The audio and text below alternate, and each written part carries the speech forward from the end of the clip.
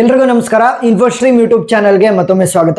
ಈ ವಿಡಿಯೋದಲ್ಲಿ ನಾವು ಫಂಕ್ಷನಲ್ ಡಿಪೆಂಡೆನ್ಸೀಸ್ ಅಲ್ಲಿ ಯಾವ ರೀತಿ ಮಿನಿಮಲ್ ಕವರ್ ಅನ್ನ ಕಂಡುಹಿಡಿಯೋದು ಅಂತ ಡಿಸ್ಕಸ್ ಮಾಡ್ತಾ ಹೋಗೋಣ. ಸೊ ಈ ತರದ ಕ್ವಶನ್ಸ್ ಪ್ರೀವಿಯಸ್ ಇಯರ್ಸ್ ಅಲ್ಲೂ ಕೂಡ ಕೇಳಿದ್ದಾರೆ. ಸೊ ರಿಪೀಟ್ ಆಗುವಂತ ಸಾಧ್ಯತೆ ಜಾಸ್ತಿ ಇರುತ್ತೆ. ಸೊ ಯಾವ ರೀತಿ ಕ್ವಶನ್ ಕೇಳ್ತಾರೆ ಅಂದ್ರೆ, ಫಂಕ್ಷನಲ್ ಡಿಪೆಂಡೆನ್ಸಿಯನ್ನ ನಾವು ಡಿಫೈನ್ ಮಾಡಬೇಕು, ಮತ್ತೆ ಅದರ ಅಲ್ಗಾರಿದಮ್ ಅನ್ನ ಬರಿಬೇಕು, ಆಮೇಲೆ ಪ್ರಾಬ್ಲಮ್ ಅನ್ನ ಸಾಲ್ವ್ ಮಾಡಬೇಕು. ಸೊ ಇದು ಪ್ರೀವಿಯಸ್ ಇಯರ್ ಅಲ್ಲೇ ಕೇಳಿರುವಂತ ಕ್ವಶನ್ ಅನ್ನೇ ತಗೊಂಡಿದ್ದೀನಿ. ಸೊ ಕ್ವಶನ್ ಏನ್ ಹೇಳ್ತಾ ಇರೋದು, ಫಸ್ಟ್ ನಾವು ಡಿಫೈನ್ ಮಾಡಬೇಕಲ್ವ ಫಂಕ್ಷನಲ್ ಡಿಪೆಂಡೆನ್ಸಿಯನ್ನ. A functional dependency is a relationship between the attributes in the relation. Attributes ಅಂತಂದ್ರೆ ಏನು, ಕಾಲಮ್. ಈ ತರ ಏನಾದ್ರೂ ಕೂಡ ಒಂದು 3 ಕಾಲಮ್ ಇದೆ.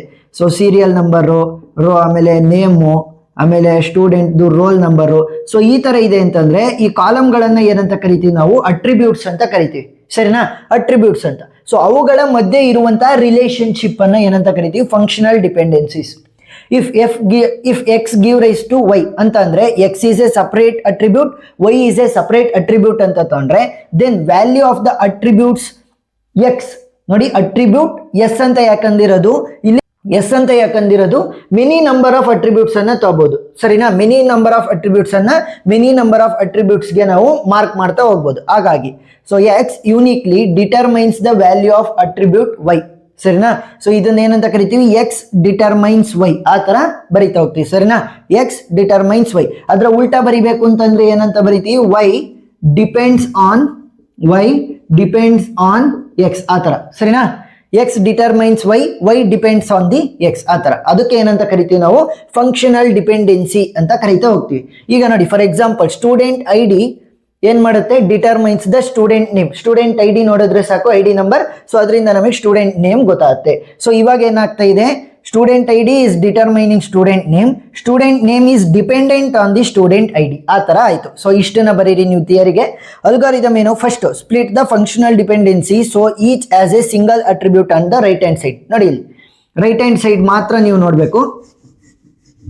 ಸೊ ರೈಟ್ ಹ್ಯಾಂಡ್ ಸೈಡ್ ಅಲ್ಲಿ ಇಲ್ಲಿ ಸಿಂಗಲ್ ಇದೆಯಾ, ಕೇವಲ ಒಂದೇ ಒಂದಿರೋದಾ, ಎಸ್. ಇಲ್ಲೂ ಒಂದೇ ಒಂದಿದೆಯಾ, ಎಸ್. ಇಲ್ಲೂ ಒಂದೇ ಒಂದಿದೆಯಾ, ಎಸ್. ಏನಾದ್ರೂ ಕೂಡ for example d give rise to a b c ಇತ್ತು ಅಂತ ಅನ್ಕೊಳ್ಳಿ. ಅವಾಗ ಏನ್ ಮಾಡ್ಬೇಕು, d give rise to a, d give rise to b, d give rise to c ಅಂತ ಸ್ಪ್ಲಿಟ್ ಮಾಡ್ಕೋಬೇಕು ಅಷ್ಟೇ. ಸರಿನಾ, ರೈಟ್ ಹ್ಯಾಂಡ್ ಸೈಡ್ ಅಲ್ಲಿ ಎಲ್ಲವನ್ನು ಕೂಡ ಸಪರೇಟ್ ಆಗಿ ಸ್ಪ್ಲಿಟ್ ಮಾಡ್ಕೋಬೇಕು.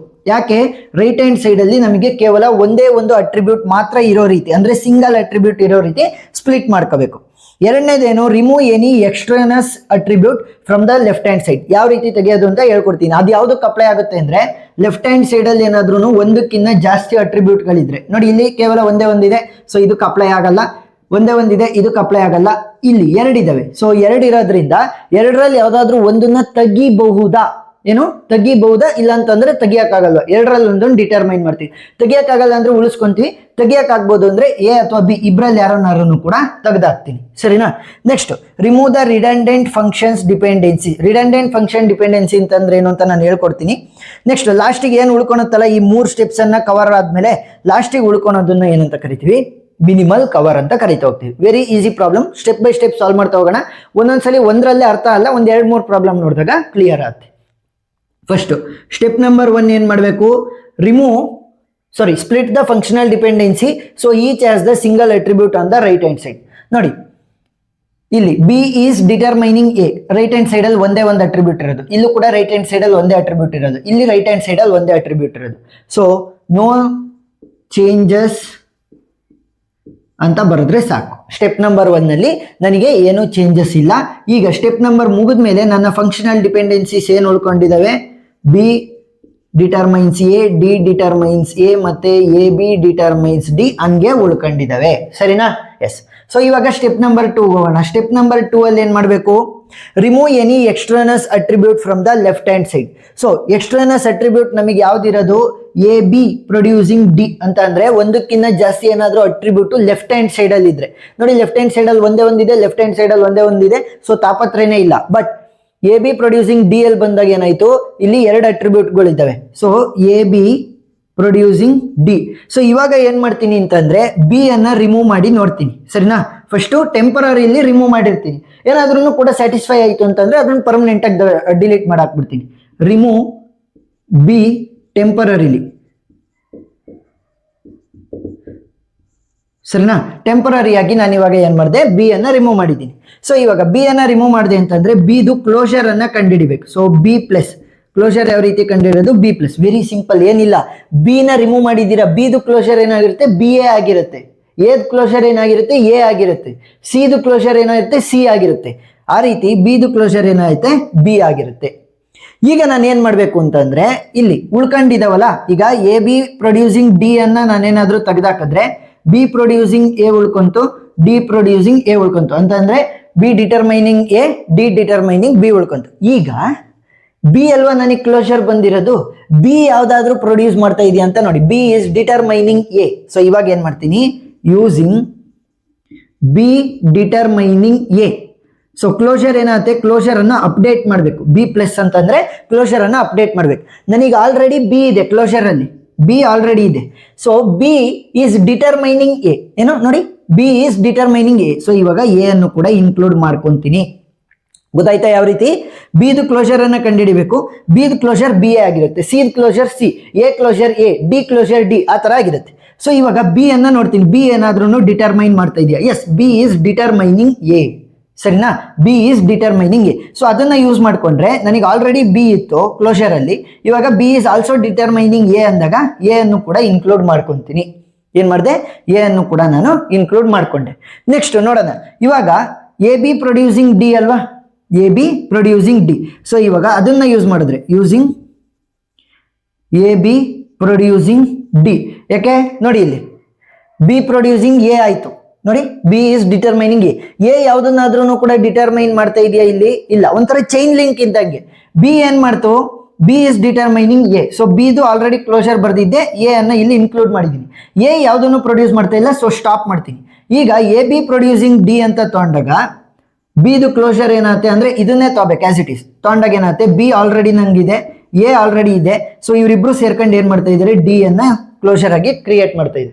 ಈಗ ನೋಡಿ, ಸೊ ಈಗ ನೋಡಿ ನಾನು ಬಿ ಅನ್ನ ಯೂಸ್ ಮಾಡ್ಕೊಂಡು ಎಲ್ಲದನ್ನು ಕೂಡ ಪ್ರೊಡ್ಯೂಸ್ ಮಾಡ್ಬೋದು. ನೋಡಿ, ಬಿ ಇಂದ ನಾನು ಬಿ ಡಿಟರ್ಮೈನಿಂಗ್ ಎ ಅನ್ನ ಪ್ರೊಡ್ಯೂಸ್ ಮಾಡ್ಬೋದು.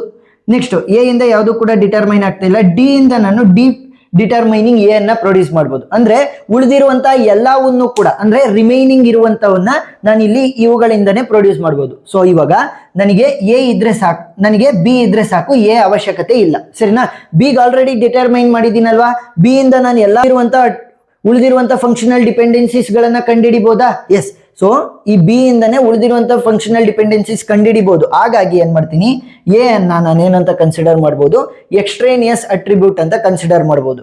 Therefore a is extraneous. So ಇವಾಗ ಎ ಅನ್ನ ಎಕ್ಸ್ಟ್ರೇನಿಯಸ್ ಅಂತ ಕನ್ಸಿಡರ್ ಮಾಡಿದ್ರೆ ಕೊನೆಗೆ ಏನಂತ ಬರೀಬಹುದು, ಬಿ ಪ್ರೊಡ್ಯೂಸಿಂಗ್ ಡಿ ಸಾಕು ನಂಗೆ. ಸರಿನಾ, ಬಿ ಪ್ರೊಡ್ಯೂಸಿಂಗ್ ಡಿ ಯಾಕೆ ಸಾಕು, B is producing all the functional dependencies. ಅಂದ್ರೆ ಉಳಿದಿರುವಂತ ಎಲ್ಲಾ ಫಂಕ್ಷನಲ್ ಡಿಪೆಂಡೆನ್ಸೀಸ್ ಗಳನ್ನ ಬಿ ಎ ನಮಗೆ ಕಂಡುಹಿಡಿತಾ ಇದೆ. ಎರಡನೇ ಸ್ಟೆಪ್ ಮುಗಿದ್ಮೇಲೆ ನನ್ನ ಫಂಕ್ಷನಲ್ ಡಿಪೆಂಡೆನ್ಸೀಸ್ ಏನ್ ಉಳ್ಕೊಂತವೆ, ಬಿ ಡಿಟರ್ಮೈನಿಂಗ್ ಎ ಉಳ್ಕೊಂತು, ಡಿ ಡಿಟರ್ಮೈನಿಂಗ್ ಎ ಉಳ್ಕೊಂತು. ನೆಕ್ಸ್ಟ್ ಇದನ್ನ ಎ ಬಿ ತೆಗೆದಾಕ್ತಿವಿ, ಕೇವಲ ಬಿ ಡಿಟರ್ಮೈನಿಂಗ್ ಡಿ ಮಾತ್ರ ಉಳ್ಕೊಂತು. ಸೊ ಇವಾಗ ಎರಡನೇ ಸ್ಟೆಪ್ ಆದ್ಮೇಲೆ ನನಗೆ ಈ ಮೂರು ಫಂಕ್ಷನಲ್ ಡಿಪೆಂಡೆನ್ಸೀಸ್ಗಳು ಉಳ್ಕೊಂಡಿದ್ದಾವೆ. ಈಗ ಸ್ಟೆಪ್ ನಂಬರ್ 3 ಹೋಗೋಣ. ಸೊ ಸ್ಟೆಪ್ ನಂಬರ್ 3 ಏನ್ ಹೇಳ್ತಾ ಇರೋದು, remove the redundant function dependencies. Redundant function dependencies ಅಂತಂದ್ರೆ ಅಲ್ಲಿ ಅವಾಗಲೇ ಎರಡನೇ ಸ್ಟೆಪ್ ಅಲ್ಲಿ ನಾವು ಕ್ಯಾಲ್ಕುಲೇಟ್ ಮಾಡ್ತಾ ಹೋದ್ವಲ್ಲ, ಅದೇ ತರ ಸೇಮ್ ಸ್ಟೆಪ್ಸ್ ಅನ್ನ ಯೂಸ್ ಮಾಡಬೇಕು ಪ್ರತಿಯೊಂದಕ್ಕೂ. ಮೊದಲನೇದು b producing a, B producing ಅಥವಾ b determining A.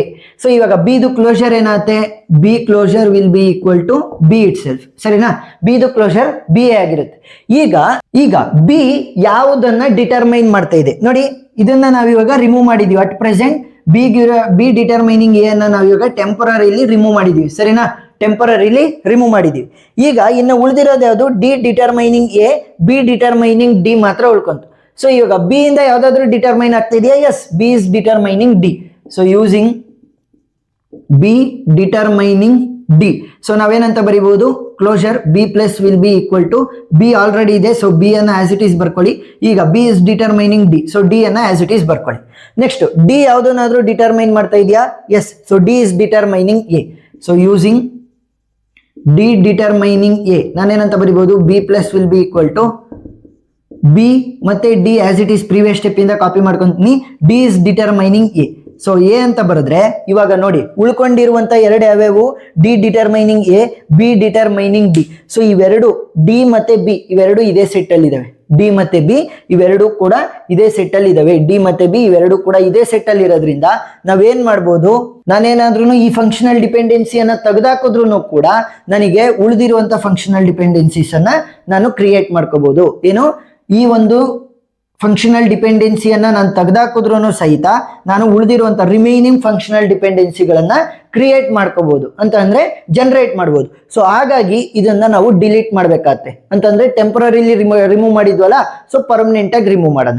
B determines A can still be generated, can still be generated. ಸರಿನಾ? ಏನು ಇದಿಲ್ಲ ಅಂತಂದ್ರೂ ಕೂಡ ನಾವು ಮುಂದೆ ಜನರೇಟ್ ಮಾಡ್ಬೋದು ಫಂಕ್ಷನಲ್ ಡಿಪೆಂಡೆನ್ಸೀಸ್ ಅಂತ. ಸೊ ಇವಾಗ ಏನ್ ಮಾಡಬೇಕು, remove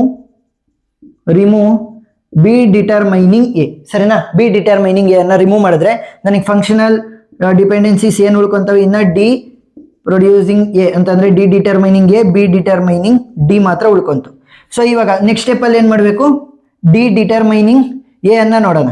so for D determining A, ಡಿದು ಕ್ಲೋಸರ್ ಅನ್ನ ನೋಡಿದ್ರೆ ಏನು ಉಳ್ಕೊಳುತ್ತೆ, ನನಗೆ ಡಿ ಮಾತ್ರ ಉಳ್ಕೊಳುತ್ತೆ. ಸೊ ಇಲ್ಲಿ ಡಿ ಡಿಟರ್ಮೈನಿಂಗ್ ಎ ಅನ್ನ ತೆಗೆದ್ರೆ ಏನು ಉಳ್ಕೊಂಡಿತ್ತು, ನನಗೆ ಬಿ ಡಿಟರ್ಮೈನಿಂಗ್ ಡಿ ಮಾತ್ರ ಉಳ್ಕೊಂತು. ಸೊ ಇಲ್ಲಿ ನನಗೆ ಈಗ ನನಗೆ ಡಿ ಇಂದ ಉಳಿದಿರುವಂತ ಯಾವುದೇ ಫಂಕ್ಷನಲ್ ಡಿಪೆಂಡೆನ್ಸಿಯನ್ನ ಜನರೇಟ್ ಮಾಡಕ್ಕಾಗಲ್ಲ. ಗೊತ್ತಾಯ್ತಾ? ಡಿ ಇಂದ ಉಳಿದಿರುವಂತ ಯಾವುದೇ ಫಂಕ್ಷನಲ್ ಡಿಪೆಂಡೆನ್ಸಿಯನ್ನ ಜನರೇಟ್ ಮಾಡಕ್ಕಾಗಲ್ಲ. So keep d determining a. Next for b determining D. So ಇವಾಗ ಇದನ್ನ ಟೆಂಪರರಿಲಿ ತೆಗೆದಾಕ್ತೀನಿ. ಸೊ ಇವಾಗ ಬಿ ಡಿಟರ್ಮೈನಿಂಗ್ ಡಿ ಅಲ್ವಾ, ಸೊ ಬಿದು ಕ್ಲೋಸರ್ ಏನಾಗುತ್ತೆ, b closure will be equal to b. So ಇನ್ನು ಉಳಿದಿರೋದೇನು, ಡಿ ಪ್ರೊಡ್ಯೂಸಿಂಗ್, ಇನ್ನು ಉಳಿದಿರೋದೇನು ಡಿ ಡಿಟರ್ಮೈನಿಂಗ್ ಎ ಮಾತ್ರ ಉಳ್ಕೊಂಡಿರೋದಲ್ವಾ. ನೋಡಿ ನಾನೇನಾದ್ರೂ ಬಿ ಡಿಟರ್ಮೈನಿಂಗ್ ಡಿ ಅನ್ನ ತೆಗೆದಾಕಿದ್ರೆ ಟೆಂಪರರಿಲಿ ಉಳ್ಕೊಂಡಿರೋದು ನನ್ನ functional dependency D determining A ಮಾತ್ರ ಉಳ್ಕೊಂತು.